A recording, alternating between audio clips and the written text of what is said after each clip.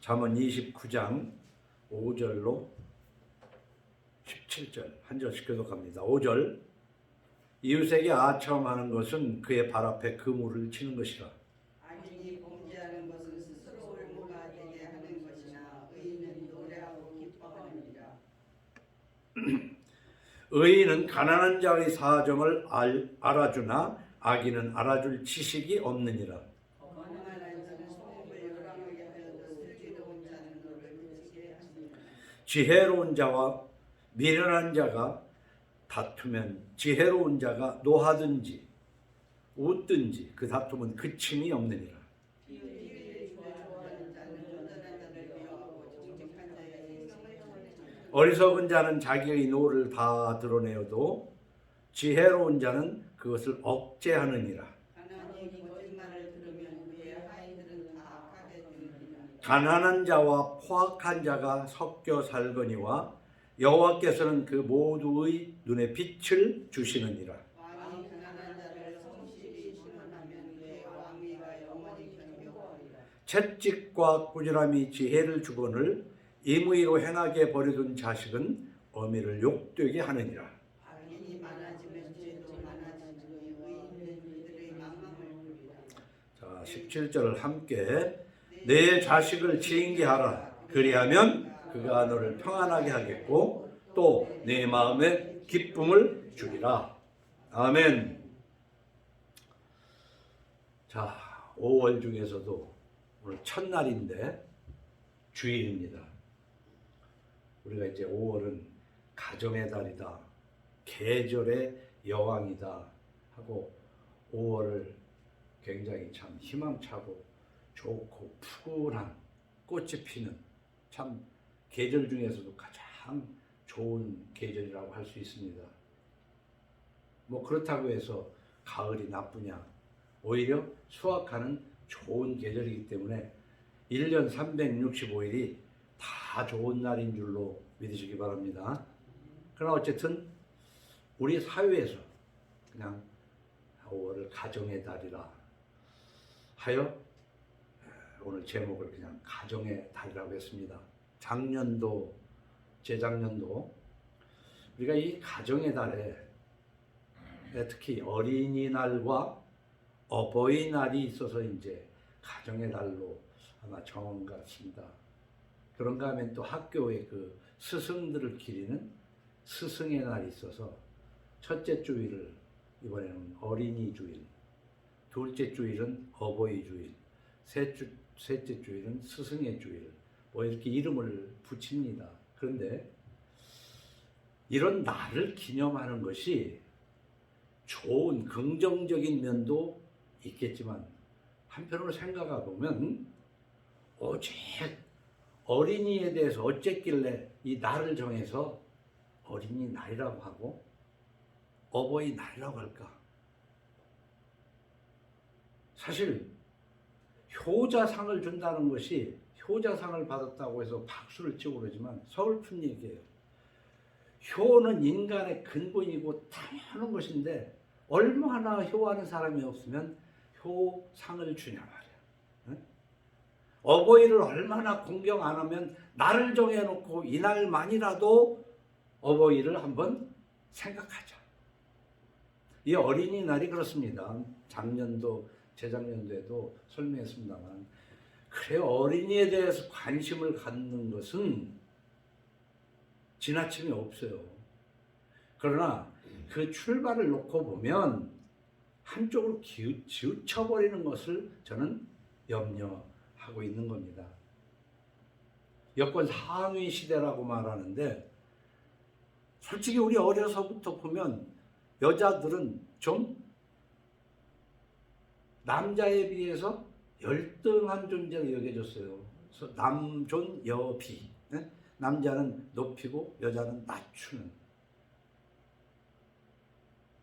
그렇지만 그래서는 안 되겠다는 인권이 여자를 권리를 주장하다 보니까 너무 지나쳐버린 부분도 있어요. 아직도 여성이 참 비하받고 있는 부분도 있지만 지나쳐버린 부분도 있다 그 말입니다.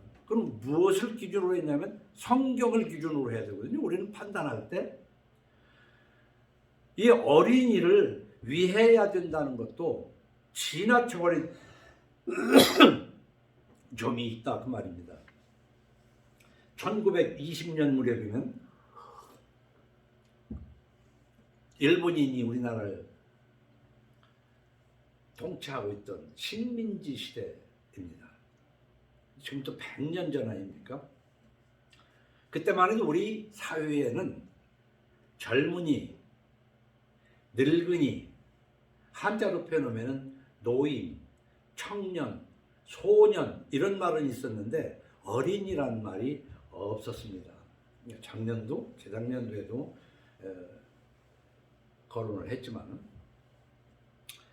그 일본 통치 시대에 소파 방정환이라는 사람이 그 사람이 1899년 10월인가 11월에 났으니까 19세기 아주 끝날 무렵에 태어나서 20세기를 이제 성장을 하고 그분이 한 20살, 23살 됐을 20대에 우리나라가 이제 일본의 억압을 받고 있기 때문에 우리나라의 미래는 어린이에게 있다.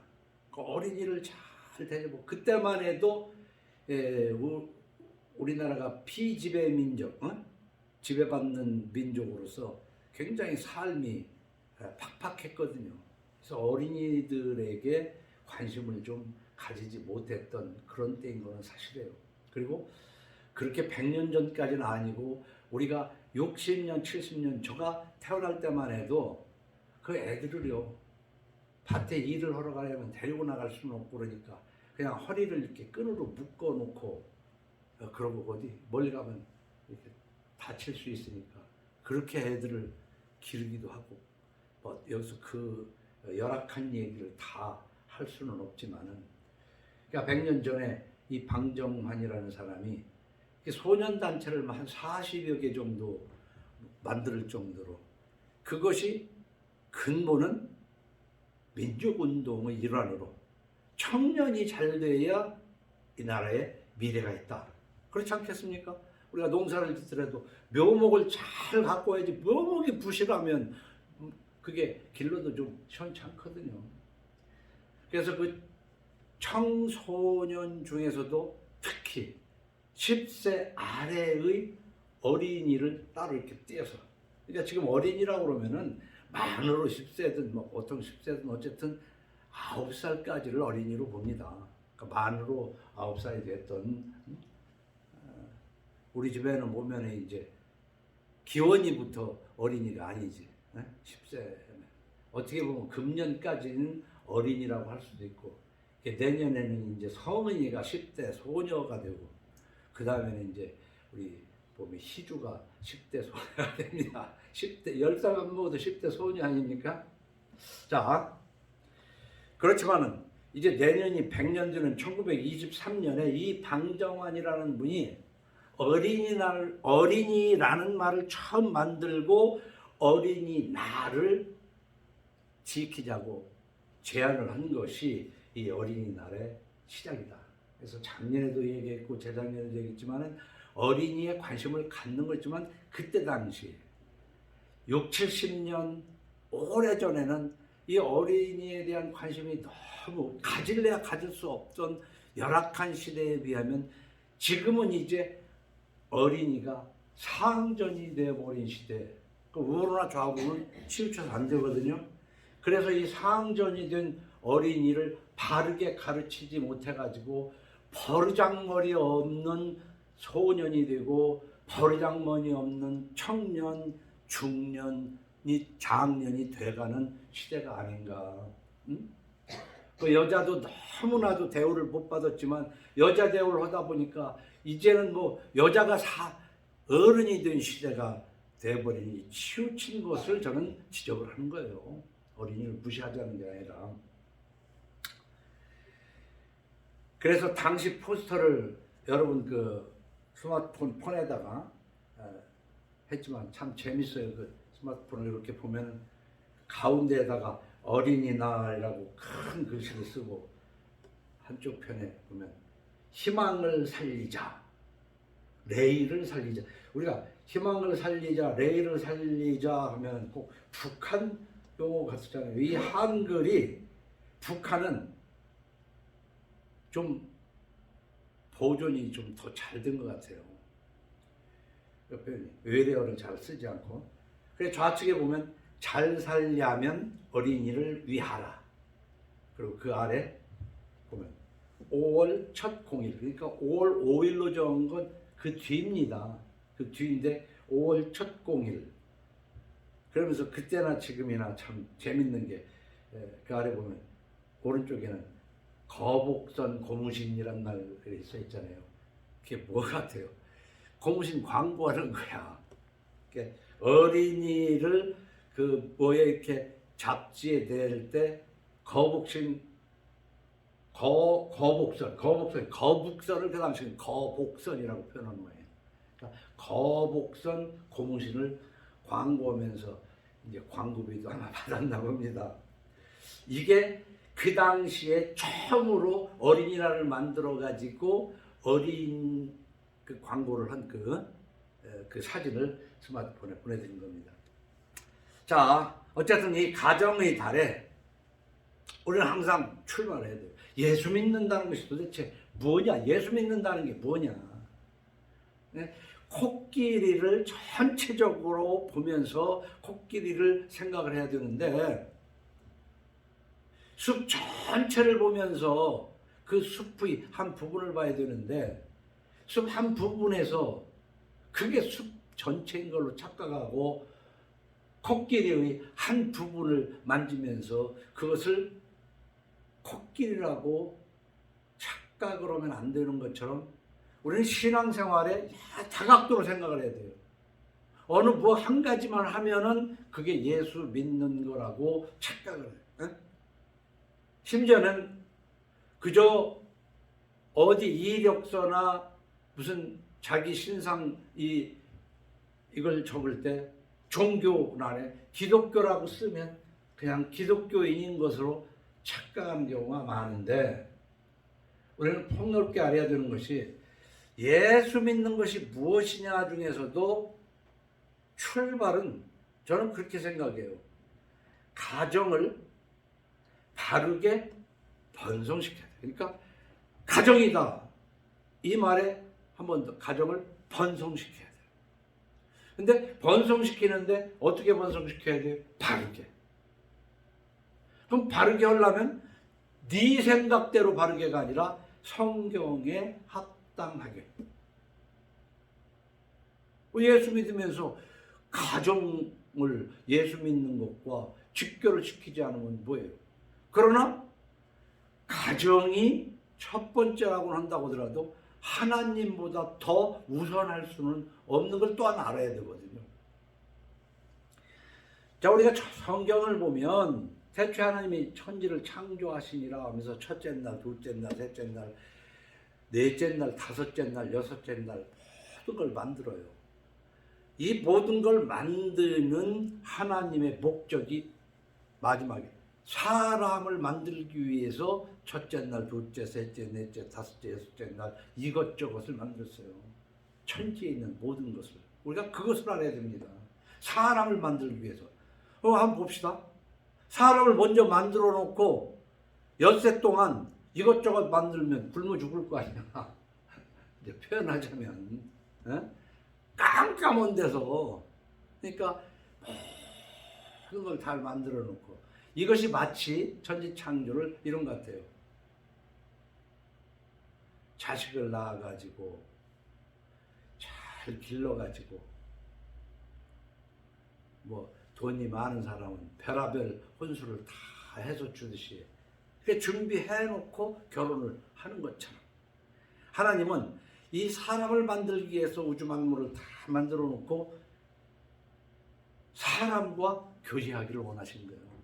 이 창조의 출발을 그렇게 해야 돼요. 그런데 모든 사람들은 하나님과 관계없이 살아가 버리니까 죄인이에요. 그 자체서부터. 하나님이 만드는 뜻이 그거였는데. 그런데 남자와 여자를 창조하시면서 하나님이 하신 말씀이 그래요. 하나님이 자기 형상, 곧 하나님의 형상대로 사람을 창조하시되 남자와 여자를 창조하시고, 이렇게 사람을 만드는데 자웅일체로 만든 것도 아니에요. 남자는 남자, 여자는 여자대로 만드시고 하나님이 그들에게 복을 주시며 하나님이 그들에게 이르시되 생육하고, 이 생육하고라는 것은 자체적으로 성장해가라는 거 아닙니다. 그리고 번성하여, 그건 남자와 여자가 만나서 자녀를 낳아서 이게 번성하는 거예요. 그래서 우리는 가정이 중요하지만 하나님의 창조 질서에 의하면 가정이 번성해야 됩니다. 근데 요즘은 기가 막히는 이 대한민국이 특이한 나라예요. 우리 자랄 때는 5명은 보통이고 조금 보면 8명, 10명, 12명 나와가지고 반은 죽고 반이 살아서 6, 7명인 집도 있고. 근데 지금은 아예 안 낳잖아요. 결혼도 안 하려고 그러잖아요. 이게 성경적으로 볼 때, 그러면서 교회 가서 막 박수치고 할렐루야는 엄청나게 하는데 출발부터 잘못됐다니까. 결혼도 안 하려고 그러고, 물론 여러 가지 따져서 안 하려고 그러지만 그거 다 따져가지고 뭐 늙어 죽어가지고 70 먹어서 결혼하나? 참 형편이 그렇게 됐다고 그러는데 그거 따지면 안 돼요. 결혼하고 자녀를 둬야 됩니다. 그게 예수 믿는 거야. 어? 저 때는요, 하나나 둘만 낳자고 그랬어요. 셋 나면은 야만인이라고 했다고. 뭐로 그렇게 많이 낳냐. 하나님을 알고 난 다음에 하나만 더 낳자고 해서 세 번째 하나를 낳은 거예요. 솔직히 성서적, 신앙적인. 둘째 날 때까지만 해도 내가 하나님을 안 믿었어요.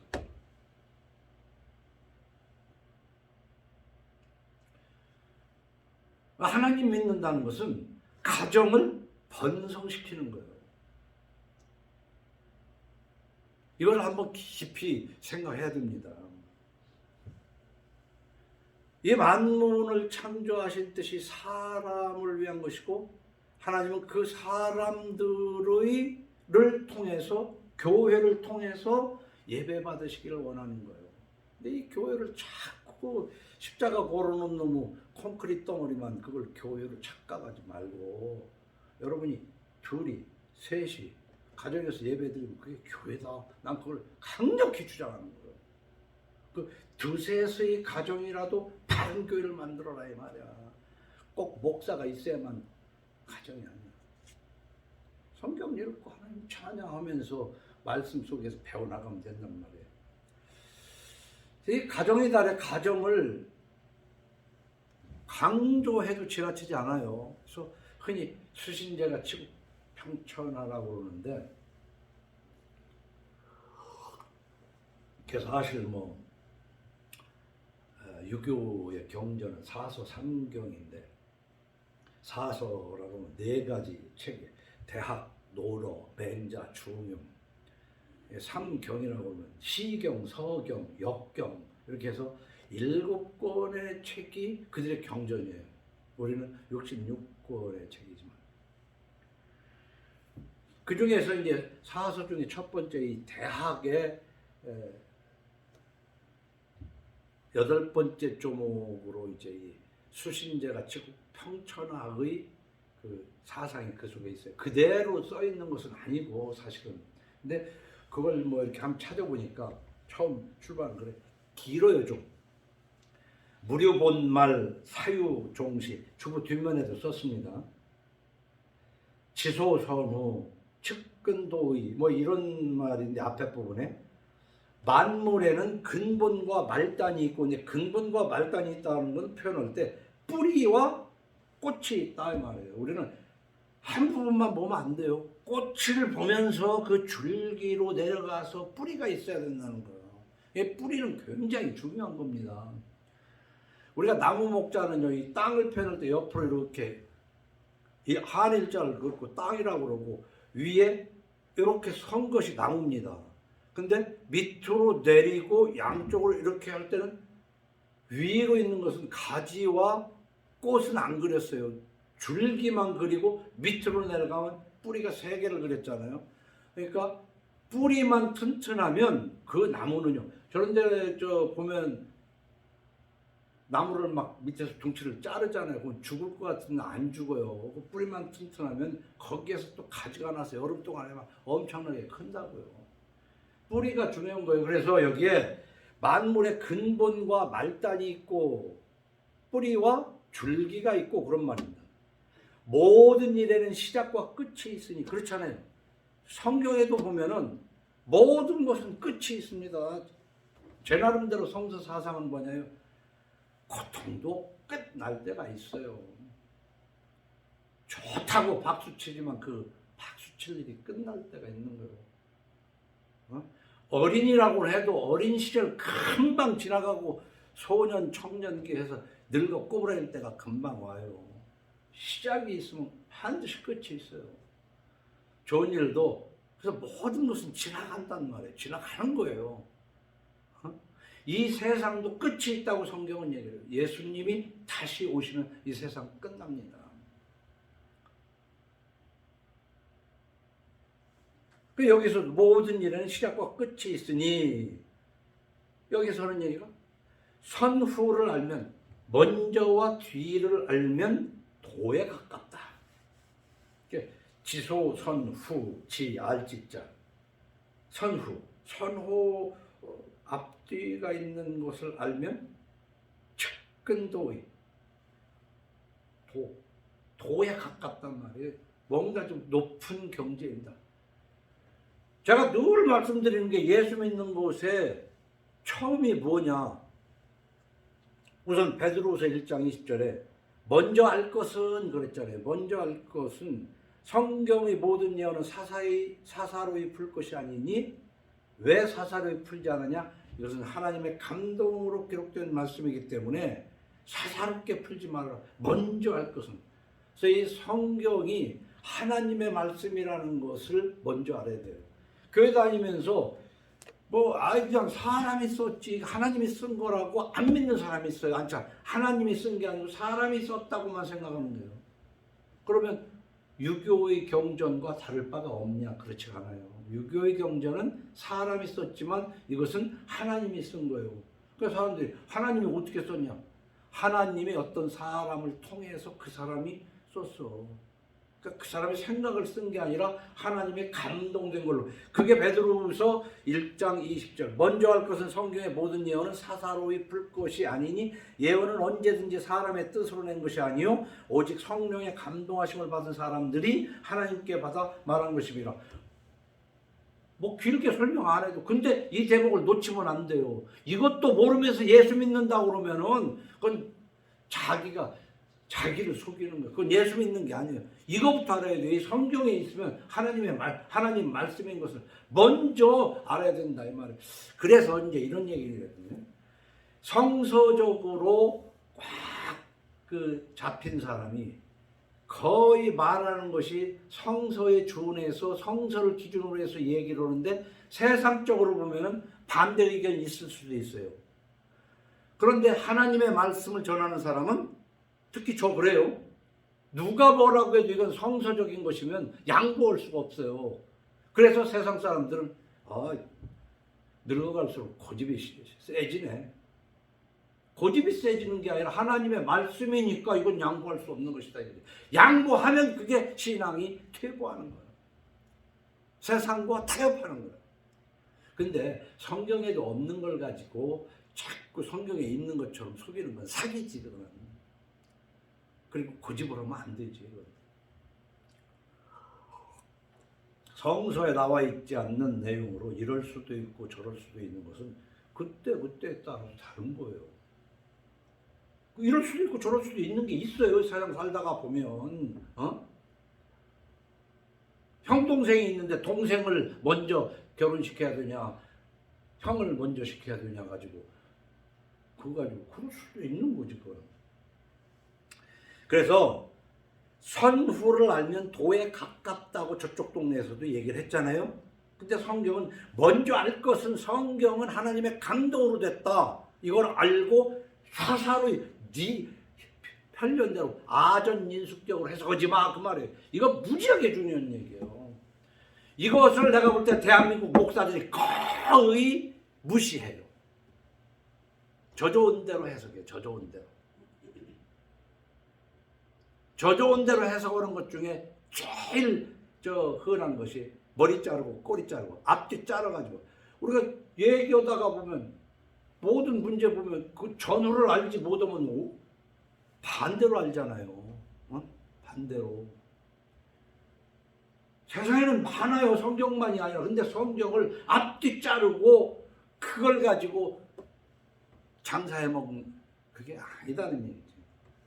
그러면서 늘 예수 믿음으로 구원을 얻는다는 요한복음 3장 16절 이상으로 마태복음 6장 33절, 너희는 먼저 그의 나라와 그의 의를 구하라. 먼저 그의 나라와 그의 의를 구하라. 이게 바로 수신제가를 가지고 가정의 달에 굉장히 한번 생각을 해봐야 돼요. 수신제가라는 말이 있지만 이것은 대학이라는 책의 한 부분에 있는데, 또 여기서 대학에 그러면 뭐 여기 대학교라고 또 오해하면 안 되니까 말은 전후 맥락을 통해서 들어야 된다. 쭉 있는데 들어보면 너무나도 당연한 얘기를 길게 써놨어요. 그 뒤에 보면 이제 한글로만 한번 읽어보면, 자고로 밝은 덕을 천하에 밝히고자 하는 자는, 자기가 뭔가를 깨달아서 덕을 남에게 막 가르치려고 그러면은 먼저 그 나라를 잘 다스려야 하고, 그 나라를 잘 다스리고자 하는 자는 먼저 그 집안을 잘 다스려야 하고, 이렇게 했단 말이에요. 이게 무슨 얘기냐면, 표현하기를 놓고 따지면 밖에 외출을 하려면 옷을 입기 전에 화장을 하고, 화장을 하기 전에 샤워를 하고, 이런 순서여야 된단 말이야. 근데 옷 입고 샤워하면 미쳤죠, 그죠? 옷 입고 샤워하면. 또 옷 입고 화장을 할 수도 있지만 화장하다가 옷에 묻을 수도 있잖아. 그러니까 샤워하고 화장을 하려면 세수를 하고, 또 옷을 입으려면 옷 입기 전에 머리를 빗고, 뭐 이제 이런 순서로 한번 이해하면 돼요. 그래서 나라를 잘 다스리고자 하는 자는 먼저 그 집안을 다스려야 하는, 집구석도 못 다스린 것이 대통령 나온다고 그러면 되냐는 얘기지. 이 말에 어긋난다는 얘기야. 그 집안을 다 잘 다스리려고 하는 자는 먼저 자신의 몸을 수양해야 된다, 이렇게 돼 있단 말이에요. 이 순서가 맞아요. 근데 사람들은 그거 도대체 먼저와 뒤, 앞뒤 구분을 못해요. 그래서 제가 강조하는 거, 예수 믿는 거 다른 거 없어요. 우리 삶 속에서 시간이 생명이에요, 사실. 오늘 하루는 내 인생 전체 몇만 일의 일인 하루의 생명이에요, 오늘이. 이 생명을 오늘 시간을 오늘 꼭 해야 될 거, 먼저 할 것을 시간에 해놓고 나면 점심 먹고 저녁 먹고 한가해져요. 그러니까 바쁘다. 그것은 벌써 뭐 순서 없이 살아서 바쁜 거예요. 그러니까 시간이 그렇고, 돈도 먼저 할 것을 한번 머리를 짜내서 하는데 또 자기는 그게 먼저라고 생각을 하는 거야. 술 마시고 놀러 다니는 것이 먼저라고 생각해놓고 집에 먹을 것이 떨어졌는 줄도 모르는 사람들이 있지 않냐 이거요. 근데 그렇게 심한 것뿐만 아니라 같은 것 속에서도 그 옷 안 사도 되는데 애들 학용품 못 사주는, 그래서 되겠냐고. 순서가 있잖아요. 그건 정할 일이지만, 여기서 그 집안을 잘 다스리고자 하는 자는 먼저 자신의 몸을 수양해야 하고, 자기 몸을 수양하고자 하는 자는 그랬잖아요. 자기 몸을 수양하고자 하는 자는 먼저 그 마음을 발휘해야 돼. 마음부터 발휘. 그러니까 자꾸 여러분은 이게 참 해석하기가 어려워져요. 하고 복잡하고 깊이 있게 들어가는 거지만 쭉 해나가면, 마음을 바로 하려면 먼저 그 뜻을 성실히 하고, 그 뜻을 성실히 하려면 먼저 그 지식에 힘써야 한다. 지식에 힘쓰고자 하려면 만물의 이치를 철저히 연구함에 있다. 만물의 이치를 철저히 연구한 이후에 지식이 지극해지고 지식이 지극한 뒤에 뜻이 성실해지고, 이거 거꾸로 이제 또 내려가요. 뜻이 성실해지는 뒤 마음이 바르게 되며 마음이 바르게 된 뒤에 자신의 몸이 수양된다. 자신이 수양된 이후에 집안이 잘 다스려지고, 그 다음에 이제 죄가 국치 이렇게 돼 있잖아요. 가지런할 제자 쓰거든요. 죄가 수신 죄가 할 때 이 죄가 집을 가지런하게 한다. 집이 질서 있게 만들어낸다. 집을 질서 있게 만들어 놓고 난 다음에, 그래서 가와반사성이라는 말도 있잖아요. 집안이 화목해야 뭘 해도 된다. 그러니까 공직에 나가든 자기 사업을 하든 간에 그거 전에 집안을 다독거려야 된다. 나무를 기르려면 우선 뿌리가 잘 나도록, 뿌리가 든든해. 건축을 하려면 높이 지려고 계획을 가질수록 뿌리, 그 기초를 깊이 파야 되잖아요. 그냥 1층만 지려고 하다가 욕심이 생겨서 2층도 짓고 3층도 짓고 기초를 하나도 안 했기 때문에 바람 불면 넘어져가지고, 야, 5층 집 짓다고 막 자랑하고 어쩌고 그러는데 바람 불고 장 많아가지고 넘어져가지고 그 집진 값의 몇 배를 배상해야 되는 일이 생길 수 있고 그렇잖아요. 그러니까 멀리 가고자 하면은 짐도 꼼꼼하게 많이 꾸려야 되잖아요. 멀리 가고자 하면 짐도. 밖에 가까운 데 나가는데 호주머니에다가 대충 넣어가지고 나가면 되는 거고. 그러니까 인생도 그렇게, 가정도 그렇게. 한번 이 가정의 달에 이런 그 성경이 됐던 유교의 경전인 대학에 있는 말씀인 이걸 가지고 우리가 한번 살아보는 것은요, 인생 전체에서 굉장히 필요한 대목이에요. 이 수신제가 지극평천한 말은. 그러니까 고등 수학을 하기 전에 덧셈, 뺄셈 확실히 해야 되거든요. 덧셈, 뺄셈이 헷갈리는데 곱셈으로 나가고 미적분으로 나가는 말이 안 된다는 얘기예요. 응? 대충 비닐하우스 짓듯이 조금 전에 얘기한 것처럼 그냥 가볍게 그냥 그런 재료로 그냥 1층 지어서 살면 되지. 거기다가 2층 올렸다가 무너져가지고 압사한다고. 그 계획이 있으면 뿌리, 기초를 잘 해야 돼요. 근데 신앙생활도 이 기초가 잘 돼야 돼요. 먼저 할 것은, 너희는 먼저 그의 나라와 이 먼저를 안 해야 된다니까. 이 먼저는 안 하고 엉뚱한 것을 하면서 그것이 꼭 나쁘다는 거 아니에요. 먼저 할 것을 다 하고 난 다음에 성가대도 하고 말이에요. 이렇게 하는데 뭐 청소도 하고 하면 좋지. 근데 이 먼저 할 것은 안 하고 그런 거 하는 것이 신앙인 것으로 착각을 하지 말자는 것이지.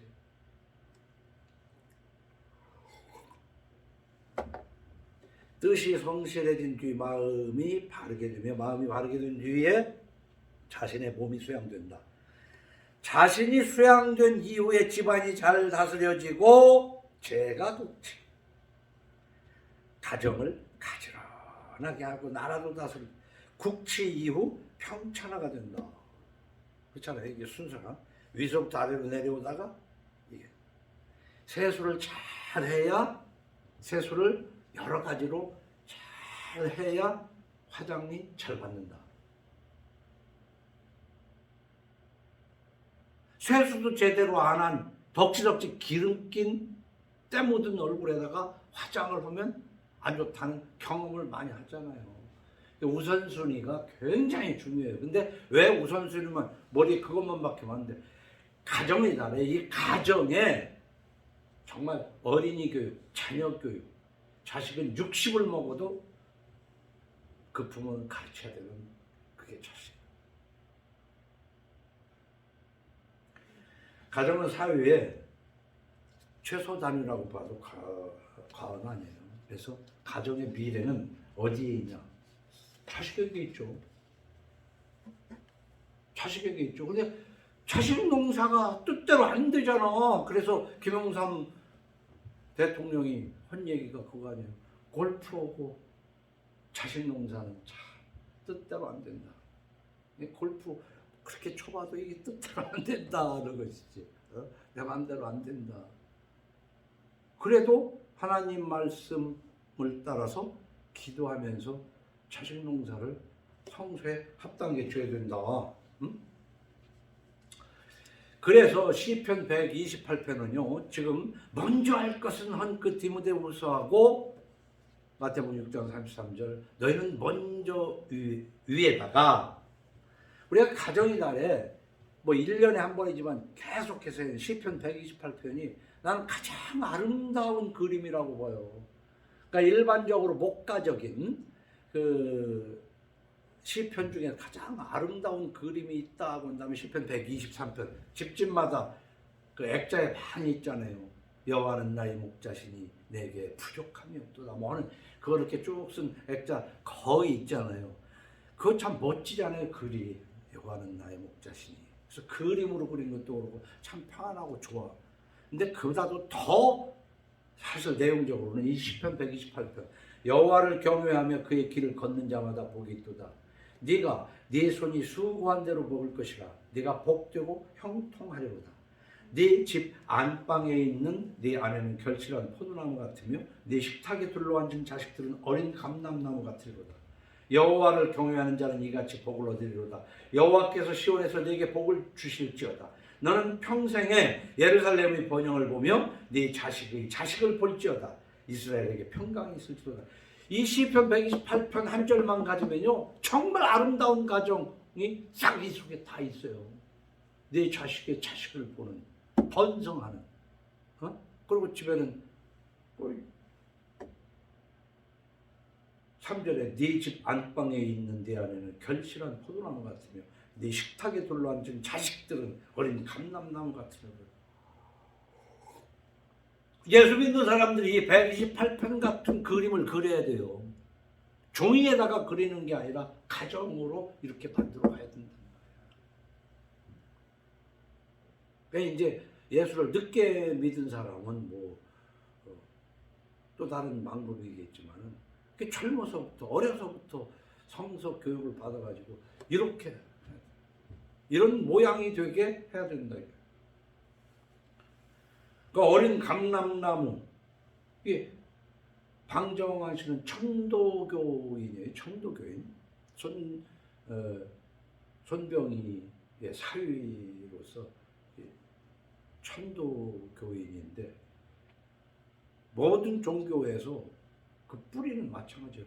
어린이에 대한 관심을 갖는 거는 요즘에 와서 저는 지나쳐버렸다 애들이 어른이 먹기 전에 먼저 숟가락질하고 어른한테 인사도 제대로 못하는 그런 어린이 그거 명품 입히고 신겨가지고 학교 보내서 뭐하겠어요. 다 쓰레기요 그것들.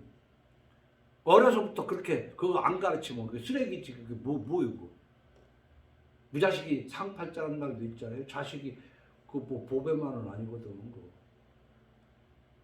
네 원수가 집안에 있으리라 그랬거든요. 부부가 원수 아니에요?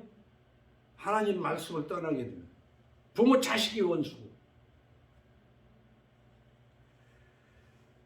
어린이의 희망적 내일을 위해서 잘 살려면 어린이를 인간다운 사람으로 만들어야 된다는 것을 100년 전에 그 포스터를 볼 때 성서적으로 해석해서 그래서 우리는 뭐냐 해방 후에요. 우리가 놓치는 것은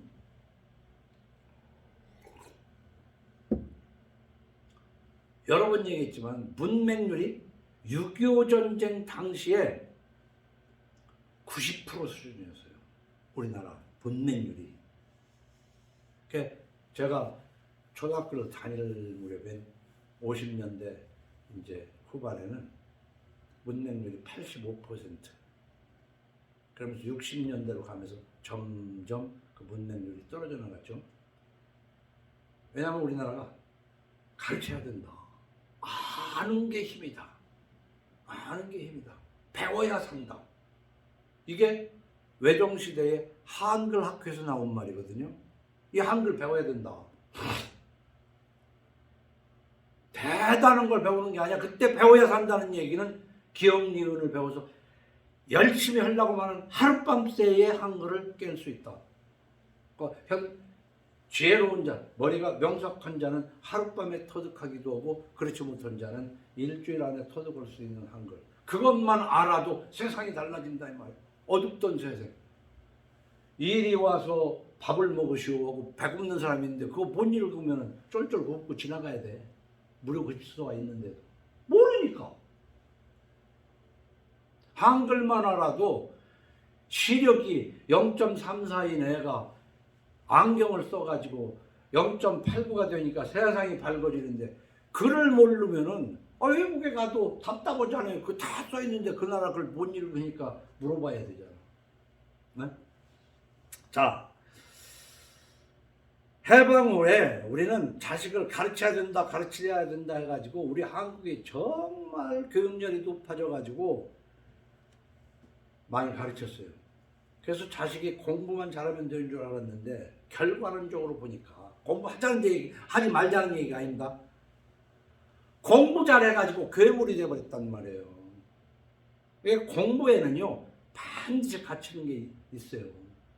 수학이 됐든 영어가 됐든 어떤 기술이 됐든 그것이 배워서 돈을 벌을 수 있는 것이 된다고 하더라도 거기에는 반드시 같이 가야 되는 게 뭐냐면 인성교육, 인문학이 꼭 필요한 거예요.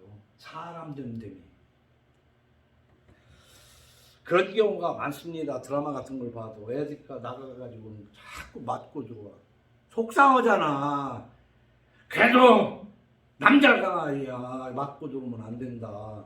해가지고 애를 막 운동을 가르친다. 좋은 선생을 붙이는 것에서 운동을 아주 잘해야 돼. 맞고 들어오는 애가 한 번씩 때리고 오다가 보니까는 차라리 맞고 들어오는 게 속 편타는 얘기가 많아요. 맞고 들어오는 거 그거 해결하려고 하면 골치 아프잖아. 그러다 보니까 그냥 주먹만 믿고 살다가 커가지고 나중에 그냥 폭행으로 그냥 감방을 들랑달랑 하다 나중에 사람도 죽이고. 차라리 의도받고 살았으면 나은데. 근데 공부도 마찬가지야. 내가 보니까 지금 공부해가지고 수한 도둑놈들만 키워놨어. 지금 공부해가지고 공부 많이 한 놈이 큰 도둑놈이지. 공부 안 한 놈들은 그 도둑질 할 수가 없어요. 이게 어린이날 가정교육이 잘못됐다는 얘기지. 다 잘못됐어. 목사 가정도 장로 가정도 보면 내가 보면 별로야 별로. 인성교육과 함께 공부를 시켜야 돼.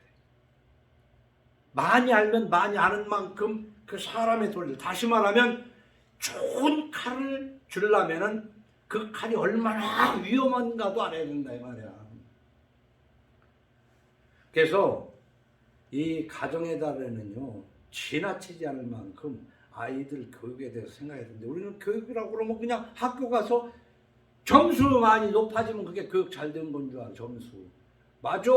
기왕 수학이고 영어고 점수 높으면 좋긴 하지만은 거기에 걸맞게 해서 애들이 학교 가서 공부하면 잘한다 잘한다. 드라마에도 보면 지금 우리 학교인가 뭔가 해서도 보면 공부 못하는 애들은 뭐 잘못을 안 해도 진짜 그러네. 저 새끼는 막 못된 짓만 한다고. 공부 잘하는 애는 뒤로 진짜 나쁜 짓을 하는데도 모범생으로 봐준다고. 공부를 잘하면. 참. 지금 이 사회에서 그냥 돈이 많아가지고 뭐 훌륭한 사람으로 보고 돈이 없이 뭐 하고 다니면 뭔 도둑질 하려고 뭔 사기 치려고 그러나. 사실은 그 사람이 더 인간다운데 우리 기준이 그냥 다 달라져 버렸어요. 그 예수 믿는 사람도 전혀 그 없더라고. 보니 오히려 더 한 수 더 떠요. 그 기준이 달라졌어. 그래서 오늘 17절까지 본문을 작은 건 15절에 그랬잖아요. 채찍과 15절에 채찍과 꾸지람이 지혜를 주거늘 이부이로 행하게 버려둔 자식은 어미를 욕되게 하느냐. 왼수된다니까 그냥 놔두면. 지난주에 얘기했지만은 특히 저기 충청도에서 보면은 그런 사람이 많더라고. 내가 뭐 처가로 해서 몇 사람밖에 안 받겠지만 뭐 누가 야단치면 야 그거 왜 그 무령타게 그거 왜 자꾸 그냥 그냥 두어가지고 나중에 그 왼수되는 걸 한번 생각을 해봐요. 17절에 네 자식을 징계하라. 그리하면 그가 너를 평안하게 하겠고, 다른 자문에서는 뭐예요? 매를 아끼면 그 자식을 미워하는 것이라고 그랬잖아요. 매를 아끼면. 그러나 매를 대대 죽일 마음은 두지 마라. 이렇게까지 또 얘기를 해요.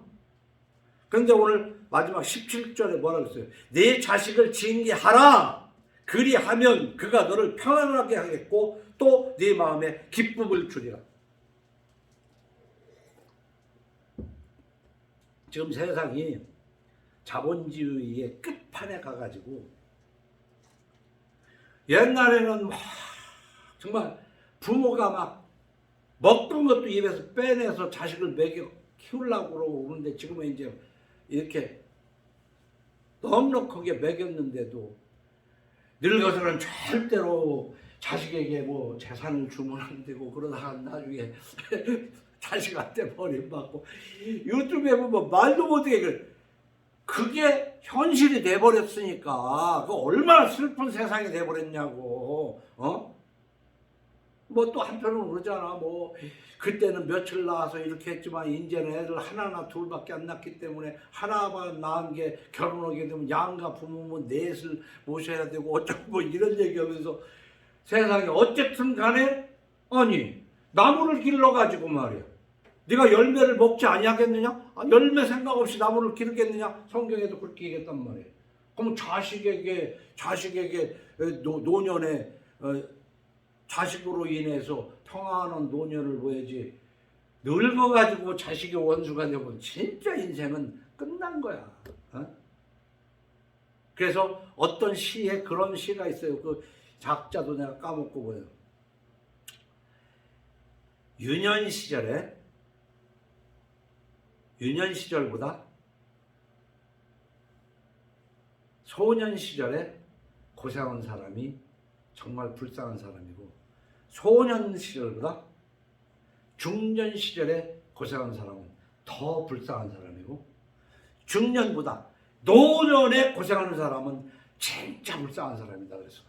그러니까 어려서부터 보리밥도 못 먹고 살던 이 대한민국에서 점점 가면서 좀 나아야 되는데 뼈빠지게 벌어가지고, 그리고 심지어는 자식 문제만이 아니라 버느라고 망가진 몸을 버는 돈으로 치료하면서 다 쓰고 죽는 사유가 되버렸다. 그리고 또 한때는 그런 얘기, 그저 버느라고 사람도 안 만나고 그러고 살았는데 이제는 벌어서 살만하다 그러니까 병들어 죽더라. 돈 벌지 말라는 얘기가 아니에요. 성경에서도 일하기 싫어하거든 먹지도 말게 하라고 했고, 네가 네 먹을 것은 벌으라는 거예요. 조용히 일해서. 그리고 구제할 것이 있기 위해서까지 벌으라는 겁니다. 그러니까 너 기도해라. 하나님이 먹을 거 줄게. 그런 얘기 아니에요. 근데 이 돈 요즘은 알코올리즘, 알코올 중독이 아니라 워커홀릭이라는 말이 많아요. 일 중독이 돼가지고 새벽부터 나가서 밤늦게까지 너다지 열심히 이러는데, 그렇게 하고 살아서 뭐하고 있어. 근데 언제 내일을 향해서 잠 안 자고 공부하는 거, 내일을 위해서 잠 안 자고 일하는 것도 중요하지만 오늘도 중요하다니까. 내일은 있을지 없을지 아무도 몰라. 다른 사람한테 있어도 너한테는 내일이 없을 수도 있어. 누가 장담하냐고. 오늘 중요한 거예요. 그 거꾸로 옛날 이제 미국 영화에든 우리에게 내일은 없다. 희망이 없이 그냥 오늘을 즐기자. 그런 뜻이 아니라 내일을 준비하기도 하지만, 그저 내일만을 위해서 오늘은 희생만 하는, 죽는 날까지 희생만 하는 날들 남고 뭐 그게. 그래서 이렇게 균형 있게 한번 생각을 하면서 결단할 수 있는 5월달이 돼야 되겠다. 그래서 15절 17절도 읽었지만은 출애굽기 20장 12절에 보면, 네 부모를 공경하라. 그리하면 네 하나님 여호와가 네게 준 땅에서 네 생명이 길리라. 자식을 가르치는데요, 네 부모를 공경하라. 그리하면 네 하나님 여호와가 네 예수 믿는다는 게 뭐요? 부모 공경하면 하나님이 생명을 길게 해주겠다는 거예요. 먹고 살만한 게. 그러니까 우리가 돈만 있으면 될 줄 알지만은 이 돈도 중요하지만 이 부모 공경하는 것이 자식을 그렇게 가르치는 것이 그 자식을 위한 거예요. 잠언 29장 3절에는 지혜를 사모하는 자는 아비를 즐겁게 하여도 창기와 사귀는 자는 재물을 잃느니라. 28장 24절에는 부모의 물건을 도적질하고서도 죄가 아니라 하는 자는 멸망받게 하는 자의 동료라. 잠언 3장 17절에는 아비를 조롱하며 어미 순종하기를 싫어하는 자의 눈은 골짜기의 까마귀에게 쪼이고 독수리 새끼에게 먹히려. 야, 무시무시 욕을 해도 이런 욕이 있어요? 이런 말을 요즘 현대말로 하면 그래요. 너 에비엠이 알기를 우습게 알고 너 그러면은 객사해가지고 누가 네 시체 거두지도 못해서 말이야. 짐승들이 눈가를 파먹어 이 자식아. 그 말이야 이게. 틀려요? 아비를 조롱하며 어미 순종하기를 싫어하는 자의 눈은 골짜기에 왜 골짜기에 까마귀에게 객사했다는 얘기야. 적어도 사람이 죽으면요 그 시체를 누군가가 수습해 줘야 돼. 어? 그 시대의 문화에 맞게 누군가가 수습해 줘야 돼. 근데 아무도 그 죽은 몸뚱아리를 수습해 줄 수 없다고 그러면 상당히. 근데 골짜기가 어디에 요즘은 수십 평 된 아파트에서 혼자 살다가 죽었는데 한 달 지나가지고 다 썩어서 구더기가 박아나가. 그 골짜기에 이 구더기가 다 파먹게 되는 경우도 있다. 그걸 우리가 여러 가지로 한번 생각을 해봐야 돼요. 그러면서 오늘 시간이 많이 됐기 때문에 가정의 달에 한번 이 가정을 어떻게 해야 되겠는가 주부에 써 있는 내용들을 예배 드리기 전에 항상 좀 읽어보고 이건 무슨 내 사상을 전하는 게 아닙니다. 성경에 있는 걸 가지고 약간 살을 붙이는 건데 그러다 보면 자식들을 어디로 가야 되냐면은 이런 말씀을 오늘 15절 17절 읽었습니다만 처음 시작은 5절을 보면 중요해요. 이웃에게 아첨하는 것은 그의 발 앞에 그물을 치는 것이니라. 우리가 말을 하는데 말이 여러 가지 있어요. 정직해야 될 말, 공평한 말, 뭐 이 말을 거짓말 여러 가지가 있잖아요. 근데 그 모양새에 따라서 아첨이라는 건 뭐냐면 남을 칭찬하는데 정말 칭찬할 만한 것을 우리 칭찬도 하고 살아야 될 거 아니에요. 사람이 칭찬하지 말라는 게 아니야. 그런데 사실은 칭찬할 만한 것도 아닌데 알랑거리느라고 하는 말이 아첨 아닙니까? 흔히 아부라고 그러지. 아부. 그러면 이 사람이 말이에요. 아첨을 하지도 말, 뇌물을 주지도 말고 받지도 말아야 되지만 아첨을 하지도 말고 듣지도 말아야 돼. 벌써 아첨을 하면 여기 뒤에 말하면 그물이라고 있잖아요. 함정에. 아첨을 받다 보면 착각을 해. 진짜로 지가 그런 줄 알고 까불기 시작한다고. 교만해진다고. 교만은 패망의 선봉이요. 교만은 패망의 선봉이요. 넘어짐의 앞잡이란 말이에요. 우리가 교만이라는 말, 기아자동차 프라이드 있잖아요. 프라이드를 세우는 것 같은데 이 프라이드가 잘 생각해 보면 정말 자기를 자존심을 지키는 것이 있지만 그걸 조금 넘어버리면 교만이 되거든. 그 단어 하나도 이렇게 여기 조금 이렇게 하는 건데 저 사람은 그래도 자존심을 지키는 사람이야. 근데 이게 뭐다 보면 그냥 교만해져. 그래서 사람을 교만하게 하는 게 아첨이야. 칭찬. 좋게 얘기하면 칭찬. 자식을 칭찬. 너무나 눌려있는 애들을 좀 격려하고 위로하지 말란 뜻이 아니에요. 격려, 위로, 칭찬, 아부, 아첨 이 단어를 잘 작은 의미까지도 생각을 하면서 살아야 되는데, 내가 누군가에게 뭐를 어떻게 하려고 하다가 보면 아첨하는 수도 있지 않겠어요? 그럼 내가 지금 아첨을 아부하고 있구나. 에이, 이 치사하네. 아부하는 줄 알아야 할 거 아니야. 아부하는 줄을. 아부하지 말라. 그렇다고 해서 잘 되는 게 마음이 안 좋아가지고 그 칭찬 한마디 하면 좋을 줄 알아서 칭찬을 못하고 그러는 거, 에이 그냥 뭐 누구나 할 수 있는 거 이렇게도 하지 말고 우리 마음을 들여다봐야 돼요. 그래서 우리는 비판할 줄 알아야 돼요. 뭐가 옳고 그렇고 길고 짧은지 비판도 해야 되겠지만, 그러나 비난하고는 좀 구분을 줘야 돼요. 비판과 비난. 그리고 정확한 비판 위에 책망도 할 수 있다. 근데 이 책망을 싫어하는 자는 또 멸망한다고 그랬잖아요. 그러니까 비판도 해야 되는 거예요. 근데 그저 끌어내리려고 비난은 하면 안 되는 거야. 비판은 정확히 해야 돼요. 그런데 비판을 정확히 하되 또 나를 돌아보아 내 눈에 대들보가 있지 않는가. 남의 눈에 티를 뽑기 전에. 남을 비판을 하면 비판은 잘하지. 근데 너는 그럼 할 말 없는 얘기다 이거야. 그러나 비판과 비난은 다르고, 그 다음에 나가서 책망까지도 할 수 있어야 된다.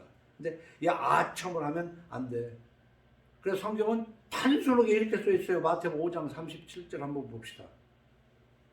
오직 너희 말은 옳다 아니라 하라. 예수 지내는 것은 악으로부터 나는 게 얼마나 성경이 명쾌합니까? 뭔 사람이 말을 하면 오라 이래야지, 아니건 아니라 이래야 되는데, 옳지도 아닌 걸 갖다가 막 그렇게 해서 아부하고, 옳고 잘한 건데도 그냥 비난을 하고, 이거 속이 꼬인 거야.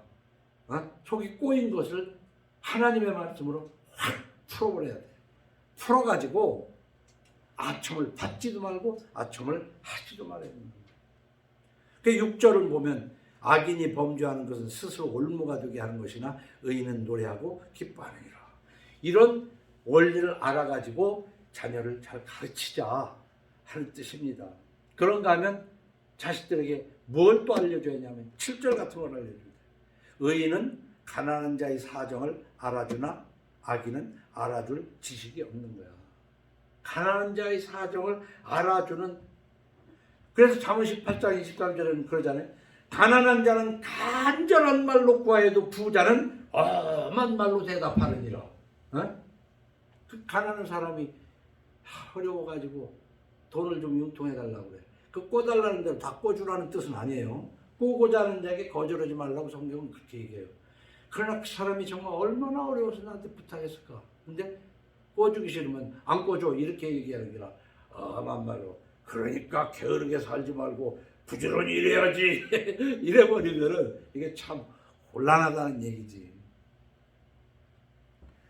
가난한 자의 사정도 알아주는 자녀들이 해야 돼요. 그러니까 물에 빠진 사람 일단 건져줘야지.